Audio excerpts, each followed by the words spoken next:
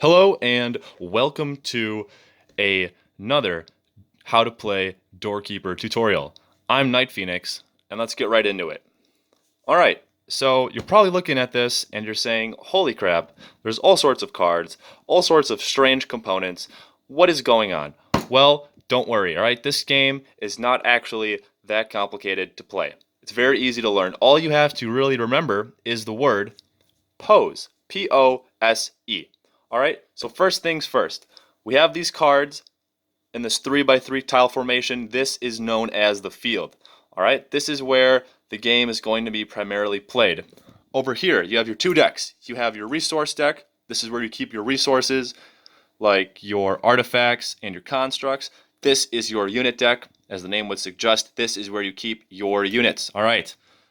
Now here you have your two leaders, passive and active. Your passive leader is going to be on its very own special territory card. The card itself isn't visually different. However, it carries a very important significance in that this is your base. This is where your passive leader is going to stay for most of the game. Now then, these three tokens here are your sentry tokens. This is your last line of defense as your opponent is trying to come into your base. Now, on the field, at least on your side, you have your very own movement cost tokens that are going to hinder your opponent's ability to just cross the field of their own free will. So you have, as you can see, two different colors here. You can arrange these tokens any way you want on your side of the field. However, you can only have one token on each card. Right? You have your green and your red.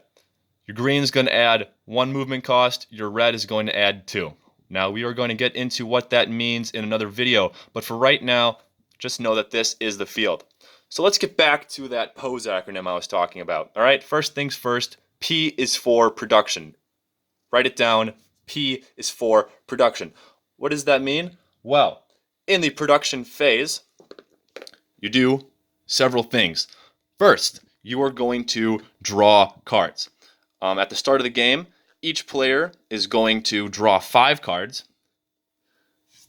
like so. 1, 2, 3, 4, 5. Now I just drew 5 cards from my unit deck here. However, I could have drawn any combination between these two decks. For simplicity's sake, I just drew 5 from the unit deck. All right.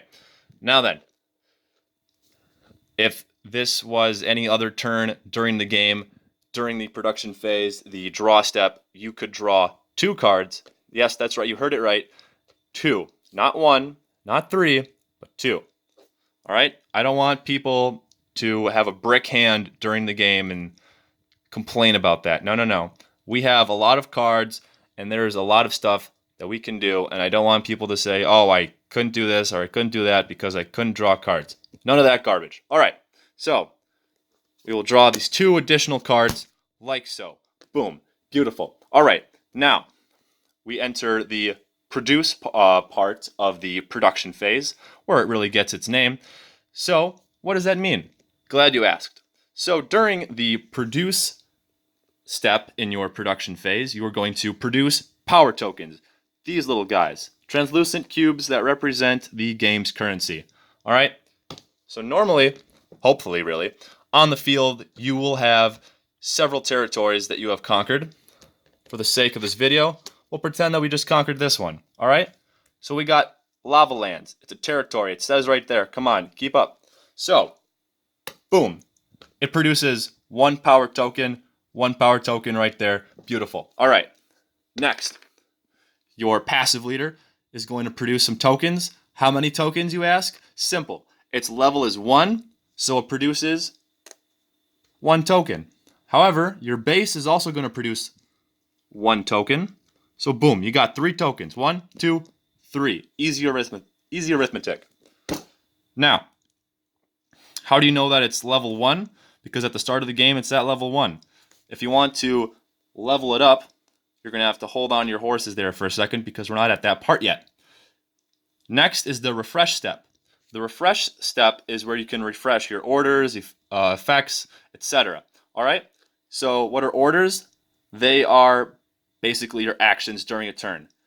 This leader has 3 orders. This leader has 3 orders. That means you got a whopping 6 orders to work with.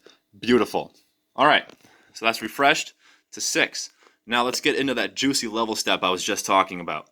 So let's say that your leader's pretty cool, but you want him to be a little more powerful. Well, let's level him up. All right. So let's make this 1 into a 2. How do you do that? Easy. You just have to spend 2 tokens. Whoops. 2 tokens. Put them off to the side because you spent them. All right? Why 2? Because you're going from 1 to 2. If you wanted to go from 2 to 3, you would spend 3 tokens. You can only level up a leader once per turn. However, you can level up both leaders once per turn should you have the currency. Or power tokens, rather. And that concludes this video. Thanks for watching, and stay tuned for the next one.